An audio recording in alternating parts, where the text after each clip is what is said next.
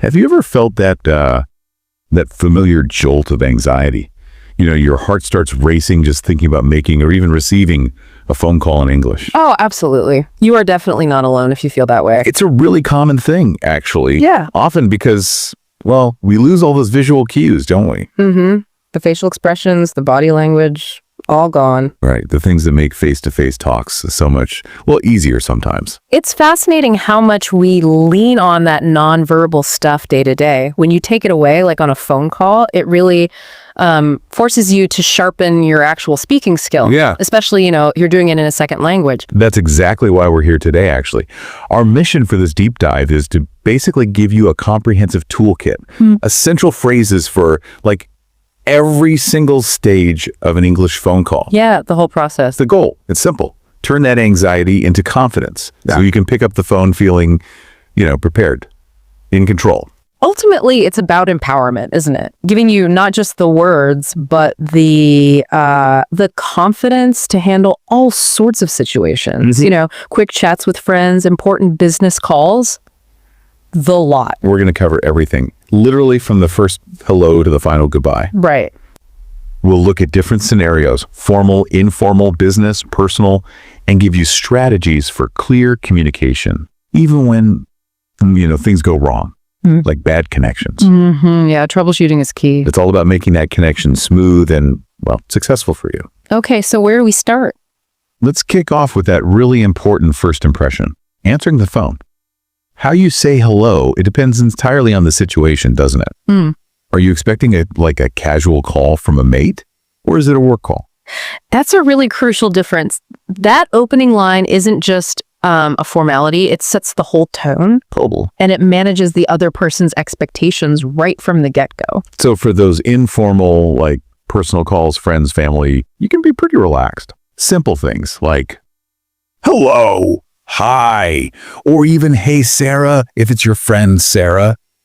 That works fine. But yeah, if it's work, the tone shifts. Definitely. I'll get more formal. You need to be more formal, yeah. You should probably state your name, maybe your company or department too. Yeah. So you might say something like, hello, this is your name. Right. Or good morning, marketing department, your name speaking. And one I think is really effective, especially in a service role, is thank you for calling company name. This is your name. How can I help you? Oh, that last one's fantastic. It's polite, gives the info, and straight away says, I'm here to help. Yeah, gets right to it. And here's a little English quirk. It's subtle but important. On the phone, we pretty much always say, this is your name. Right. Not I am. Exactly. Not I am your name. It sort of frames your voice as being like right there on the line, makes it feel more direct somehow. That's interesting. And just a quick warning, try to avoid just answering with an abrupt yes. It can sound quite rude, a bit unwelcoming. Yeah, it's definitely not the best start. Good point. Okay, so that's answering. Now let's flip it. What if you're the one making the call? Taking the initiative. Yeah, taking that step. It can feel a bit daunting too, but same principle applies, right? Yeah. A clear introduction is vital. Absolutely. When you're the caller, you're kind of guiding things from the start. Knowing how to introduce yourself clearly just helps the other person know what's going on and how to respond effectively. So for an informal call, say, to a friend, pretty easy. Yeah, simple stuff. Hey, it's your name, or hi, is Sarah there? It's your name calling. Sorted. But for formal calls, you need to be, well, a bit more precise. Who you are, who you want to speak to. Okay. Think about phrases like, hello, my name is your name and I'm calling from company. Gives that context straight away. Right, makes sense. And if you need a specific person. Remember this one. Hello, could I please speak to Mr. Smith? Using could is key. The politeness factor. Definitely. Or if you're not sure exactly who you need, maybe try, hi, I'd like to speak with someone in the sales department, please. That's useful. Then you can even add a polite check right at the beginning. Is this a good time to talk? Shows consideration. I like that one. Shows respect for their time. And that word could, it really is the magic word here. Yeah. Could I please speak to is so much more polite, much less demanding than just saying, I want to speak to. Right. Sets a better tone immediately. Exactly. Signals respect from the outset. Crucial for a positive interaction. Okay, so you've made the call, you're connected, you've introduced yourself. What's next? Getting to the point. Right. Time to say why you're calling. Clarity, directness, super important here. But again, politeness too. Once you're connected, yeah, every second kind of counts. Being able to say why you're calling right away shows you value their time and that you're prepared. You know, what people sometimes miss is that being direct, if you do it politely, actually helps build rapport. It doesn't hurt it. That's a good point. Okay, so what are some core phrases for this? Well, you can use I'm calling about. Okay, like I'm calling about the invoice I got yesterday. Exactly. Or I'm calling to like I'm calling to confirm my appointment for tomorrow. Simple and clear. For something a bit more formal, maybe. The reason I'm calling is Right. you've also got softer, maybe more informal ways to ask a question like, I was just wondering if. Ah, yeah, that sounds less demanding. It does. For formal inquiries, maybe about a service or a job I'm calling to inquire about, sounds very professional. And for specific formal things like an invoice or appointment, I'm calling regarding. Works really well too. Okay, lots of options there. And what about more casual ones? You could use just calling to see if you got my email. Nice and relaxed. Yeah. Or even, hi name, it's your name. Do you have a quick minute to talk about topic? Oh, that's great for colleagues or people you know professionally. Yeah, exactly. Being ready with these makes you sound organized, confident. The trick is being direct and polite. Avoid that rambling introduction where you take ages to say why you're actually calling. Yeah, get to it. Remember, you're not just stating something, you're starting an exchange. These phrases help make it smooth. Okay, right. Now, for the bit that I think causes the most anxiety for a lot of people, what happens if you just don't understand something on the phone? Ah, the big fear. Yeah, but let's just say this up front. Native speakers have trouble understanding each other on the phone all the time. Oh, absolutely. Bad connections, background noise, someone talking too fast. It happens constantly. It really does. I remember once I was on this really important call and the signal was just awful, kept cutting out. I think I must have asked them to repeat themselves like 5 times. See, it happens. Yeah, and there's often this like subconscious pressure to just pretend you understand, right? Especially in a second language, but it's totally unnecessary. So true. So here are your lifesaver phrases, your go-to lines when you didn't quite catch something. Okay, let's hear them. You can just say, sorry, I didn't catch that. Simple. Or, could you say that again, please? Always add the please. Good tip. If it's the connection, you can mention it. I'm sorry, the connection is a bit bad. Could you repeat that? Right. Blames the tech, not them. Exactly. Or, I'm having a bit of trouble hearing you. Could you say that again? Good options. Now, what if the problem isn't the connection, but just that they're talking too fast? Ah, right. Different approach needed. You could say, I'm sorry, could you please speak a little more slowly? Okay. Or a slightly more direct, can you speak a little slower? And you know, what's fascinating here is that the tone you use when you ask is just as important as the words. How so? Well, a slightly rising intonation, like a gentle question, sounds like polite confusion. But a flat tone might sound a bit like you're accusing them. Ah, I see. It's about showing you want to understand, not just that you couldn't hear. That's a really good point about tone. Okay, and for crucial details, like names, addresses, maybe a reference number. Spelling is essential there. Yeah, you'll definitely need, could you spell that for me, please? And then once they've repeated or clarified, it's smart to confirm. Definitely. How would you do that? You could say, just to make sure I understand you're saying, then repeat it in your own words. Okay. Paraphrasing back. Yeah. Or let me just read that back to you. Especially good for numbers or spellings. Absolutely crucial point here. Never, ever, ever be afraid to ask for clarification. Right. It doesn't show you're bad at English or not paying attention. It shows you care about getting it right, which is a really good thing. So much better than guessing. Oh, way better than guessing and making a mistake later. The goal is clear communication, not pretending you have perfect hearing or understanding every single time. Very true. Okay, moving on. What if the person you actually want to speak to isn't available? This is where messages come in. Right. Taking or leaving a message, a really vital phone skill. Yeah, happens all the time. This is all about managing expectations, isn't it? And making sure the information still gets through, even if you can't connect directly right now. Shows professionalism too. Yeah, and follow through. So let's say you're answering the phone and the person they want isn't there. What do you say? You could say, I'm afraid she's not at her desk right now, or he's in a meeting at the moment, something like that. Keep it simple. Yeah. And then immediately offer to help. Can I take a message? Or would you like to leave a message? Proactive. And if you're taking the message, you need to get the key info clearly, concisely. Okay, like what? Could I ask who's calling, please? Essential. And what is this regarding?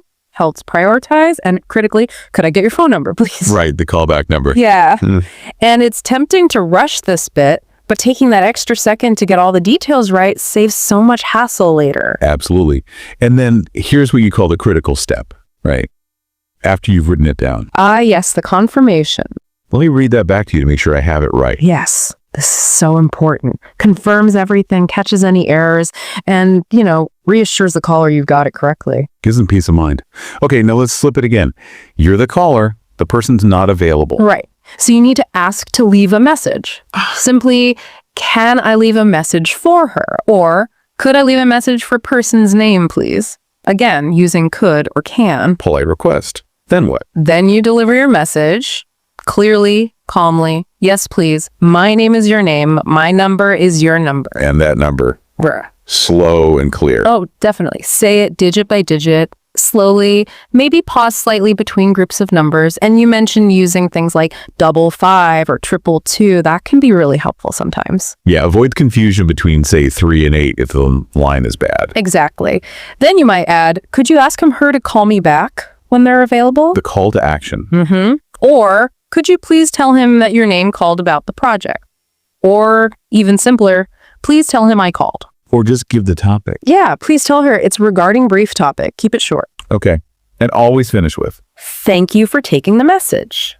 Politeness counts. Always. And the key when leaving a message is be clear, be concise, avoid rambling, don't give your life story. Just the headlines. Exactly. What's the absolute essential information they need? And like we said about taking messages, confirming names and numbers before you hang up is just invaluable for accuracy. Great advice. Okay. You've done it. Had the conversation, maybe left a message. It's coming to a close. How do you end it? Yeah, how do you wrap up gracefully? Not just that awkward silence then. Click. We've all done that. It's important to signal you're finishing up, isn't it, before you just hang up? Definitely. Ending smoothly is just as important as starting well. Creates that positive final impression. Okay, but Ensures everyone feels the conversation closed respectfully. It signals completion, not just stopping. okay, so how do you signal the end? You can use phrases like, all right then, thank you so much for your help. That often works. Yeah, sounds natural. Or, okay, I think that's everything I needed. Or simply, that's all I needed for now. Thank you. Clear signals. Now, what about actual closing phrases? Formal first. Okay, formal goodbyes. You could say, thank you for your time. Goodbye. Classic. Or have a great day. Goodbye. Friendly, but still professional. Nice. Thank you for calling, if they called you. If you're planning a next step, you could add something like, I appreciate your time. Have a great day. Or, I'll follow up with an email shortly. Oh, that's useful. Setting expectations. Exactly. Or, I'll follow up with you soon. Take care. Take care adds a slightly warmer touch. Still professional. Okay, good range there. And informal closings. With friends or maybe closer colleagues. Loads of options there. It was great talking to you. Simple. Talk to you soon. Bye. Bye for now. Or, okay, great. Talk to you soon. Very common. Yeah, sounds very natural. These phrases, formal or informal, they show respect, friendliness, always aim to leave a good final impression. And here's that little secret tip again. Try to smile when you speak, even on the phone. You mentioned this.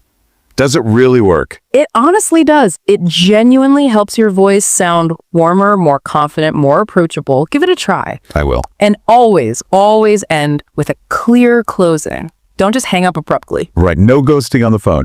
Okay. I love that smiling tip. I'm definitely going to try that. So we've covered a lot of ground now for, well, my favorite part, putting it all together. The practice run. Yeah. Let's do a quick, maybe formal role play just to show how these phrases kind of flow together in a real conversation. Sounds good. Okay, imagine I'm Alex. I'm calling a company, let's call it Global Tech, to check on an order. And you're Sarah, you work there. Got it. Ring, ring. I'm ready to answer. Hello, my name is Alex. I'm calling about an order I placed last week. Good morning, Global Tech. Sarah speaking. How can I help you? Yes, I have an order number here. It's AW54B7. Oh, And sorry, I didn't quite catch your name earlier. It's Sarah. Okay, one moment while I look that up for you, Alex. Ah, yes, I see your order right here. It looks like it was shipped this morning. Oh, that's fantastic news. Yeah. Brilliant. Thank you so much for your help with that, Sarah. You're very welcome. Is there anything else I can help you with today? No, that's everything I needed for now. Thanks. I appreciate your time. Okay. Have a great day then. Goodbye. You too. Goodbye. See? Pretty smooth, right? Yeah, totally. That little exchange just shows how those phrases we talked about fit together. It makes the conversation clear, polite, successful, even in a formal setting. It really does highlight how just a little bit of preparation, knowing those key phrases makes a massive difference. Exactly. So let's just quickly recap the main stages we covered in this deep dive. Okay. We had answering the call, Introducing yourself, clearly stating your reason for calling, confidently handling any communication problems, taking and leaving messages. and finally, ending the call gracefully. Right. The full journey. And if you think about the bigger picture, mastering these gives you, well, control over that whole interaction. But the real change, that comes with practice. Absolutely. Which brings us to our top tips for building that phone confidence. First one, prepare. Yes. Cannot stress this enough. Before any important call, just take 2 minutes. Seriously, 2 minutes. Jot down your key points, why you're calling, any info you need, like an order number. That little script, as you called it. It's your safety net. It just makes you feel so much more in control, less likely to freeze up. Definitely. Beyond preparing the what, think about the how. Speak clearly, slowly, and try to keep a calm tone. Enunciate. Don't rush. Exactly. Take little pauses. Remember, they can't see you, so your voice is everything. And actually practicing variations in like pitch and pace and using pauses effectively, that can boost your clarity and confidence, maybe even more than just knowing the words. That's interesting. Focus on the delivery too. And a big one, don't panic. It's okay. It is perfectly okay to ask them to repeat something or to clarify. Everyone does it, native speakers included. Your goal is understanding, not pretending you're perfect. And the most vital tip, maybe, practice. How can people practice effectively? Well, role play with a friend, a teacher. Record yourself. It sounds cringy, but it helps you hear how you sound. Tone and pronunciation check. Yeah. Try speaking without seeing the person leave voice messages for yourself or a friend. Even practice looking in a mirror while you talk helps with clarity, strangely enough. Really? Yeah, something about seeing yourself form the words. Start small, too. Learn one phrase this week. Make one phone call today, even if it's just ordering a pizza. Good one. Small steps build confidence. Exactly. Consistent effort builds that muscle memory. And always confirm details. Yes. Repeat back names, numbers, addresses. Avoid simple, costly mistakes. And lastly, Listen actively. Pay proper attention to what the other person is saying. Don't just wait for your turn to talk. Respond to them. good listening is key to good conversation. It's true that mastering phone calls takes practice. It just does. But if you intentionally use these phrases, these techniques we've talked about, you will instantly sound more confident, more professional. You've got the tools now. And there you have it. In this deep dive, you've picked up, hopefully, a whole load of essential English phrases for phone conversations. Yeah. From greetings right through to ending calls like a pro. We really do encourage you put these into practice.